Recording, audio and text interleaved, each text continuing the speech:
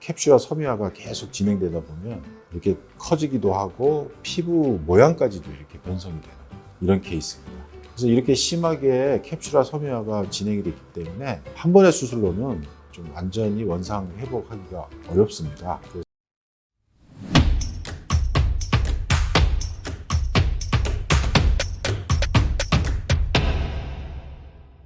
안녕하세요. 필러 부작용을 전문적으로 진료하고 있는 최철 원장입니다. 반영구 필러라는 게 있는데요. 그 반영구 필러가 부작용을 일으켜서 그거를 효과적으로 제거한 그런 케이스를 좀 설명드리겠습니다. 한때 과거에 이 반영구 필러들이 출시가 되고 많이 사용을 했습니다. 그렇지만 이런 반영구 필러들이 결국 성분 자체가 인체에 있는 성분이 아니기 때문에 면역 거부 반응이 일어나서 과민 반응이나 유과종까지 진행이 되기 때문에 지금은 거의 사용을 안 하게 됐죠. 그래서 과거에 사용하신 분들 중에 특히 이 반영구 필러 중에 아테콜이라는 제품이 상당히 광범위하게 많이 쓰였거든요.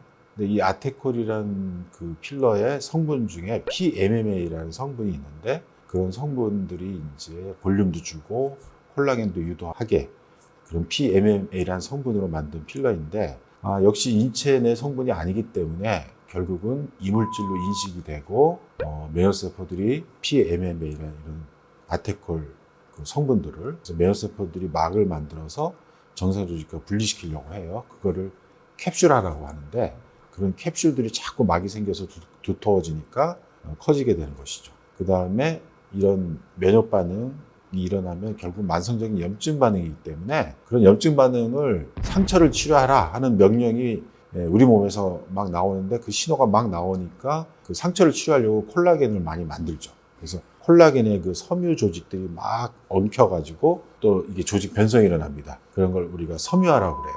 그래서 캡슐화하고 섬유화가 반복되다 보면 그 아테콜 제품 주변의 조직이 커진다든지 울퉁불퉁 피부결이 변성이 되죠. 모양이 변성되고 이런 부작용을 겪으신 분들이 이걸 해결하고자 저한테 방문하고 계십니다. 첫 번째 케이스는 목주름에 아테콜 시술을 받은 케이스입니다. 사실 이런 목이라든지 이마라든지 눈가 같이 얇은 이런 부위는 이런 필러들을 사실 하는 게 아닌데 어떻게 해서 이런 시술을 하다 보니까 조그만 부작용이 생겨도 이런 곳은 드러나죠, 쉽게.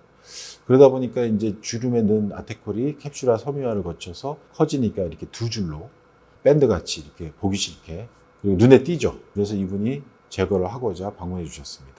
그래서 이 아테콜 주변에 캡슐화 섬유화가 조직 변성이 돼서 이것들이 붙잡고 있기 때문에 사실 제거가 쉽지 않고 절개해서 들어가도 이거를 조직과 떼어내기도 참 힘들고 그 다음에 이 목 부위는 어디 들어갈 곳이 없어요. 절개하면 흉터가 남기 때문에 그래서 절개 수술도 안 되고 단순 흡입을 하고자 해도 이런 캡슐화 섬유화가 딱 붙들고 있기 때문에 흡입이 안 되죠. 그래서 얘네들을 효과적으로 깨부수고 해체를 시켜야 이 아테콜 입자들을 제거할 수 있는데 그렇게 효과적으로 이런 조직 변성을 해체할 수 있는 게 바로 비너스 레이저라는 겁니다. 그래서 이 목주름 두 군데 이렇게 굵게 커진 곳 바깥쪽에서 비너스 레이저 광섬유를 밀어 넣어서 왔다 갔다 하면서 비너스 레이저를 조사를 하면 얘네들이 순간 조직하고 떨어지게 됩니다. 그렇게 떨어뜨리고 나서 이제 흡입을 해서 바깥으로 완전히 제거를 하는 것이죠. 그렇지만 목 부위가 굉장히 피부가 얇은 부위라서 다른 부위처럼 편하게 비너스 레이저 할 수 있는 게 아니고 아주 섬세하게 레이저 강도도 좀 줄여서 해야만 이쪽 목 부위 피부 손상 없이 제거할 수 있기 때문에 레이저는 약하게 쏘면서도 효과적으로 제거하기 때문에 아주 정밀한 시술이 필요한 이런 내용입니다. 그래서 지금 전후 사진을 보시면 비너스 레이저를 통해서 효과적으로 얇은 피부를 갖고 있는 목 부위에 있는 유과종을 아주 효과적으로 제거한 이런 케이스를 보여드렸습니다.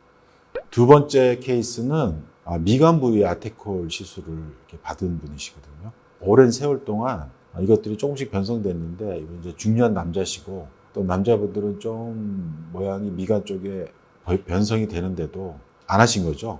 적극적으로 제거를 안 하시고 오랜 세월 있다 보면 이제 노년층이 됐을 때 너무 심하게 변성이 오니까 보통 혹처럼 튀어나오거나 하지만 이분은 거기에다가 미간 위쪽으로 피부 조직들이 파충류 피부처럼 이렇게 아주 변성이 돼가지고 쭈글쭈글해지셨거든요. 그래서 이제 캡슐화 섬유화가 계속 진행되다 보면 이렇게 커지기도 하고 피부 모양까지도 이렇게 변성이 되는 이런 케이스입니다. 그래서 이렇게 심하게 캡슐화 섬유화가 진행이 됐기 때문에 한 번의 수술로는 좀 완전히 원상 회복하기가 어렵습니다. 그래서 1차 수술은 캡슐화된 미간 쪽에 덩어리 제거하는 데 초점을 맞췄고 2차 시술은 미간 위쪽에 피부가 변성된, 우들우들하게 피부가 변성된 곳을 개선시키는 데 초점을 뒀습니다. 그래서 1차 시술 때는 녹이는 파장을 주로 써서 이 캡슐화된 덩어리를 빼냈고 2차 시술 때는 이게 주로 섬유화로 이렇게 우들우들 피부 조직이 변성된 곳을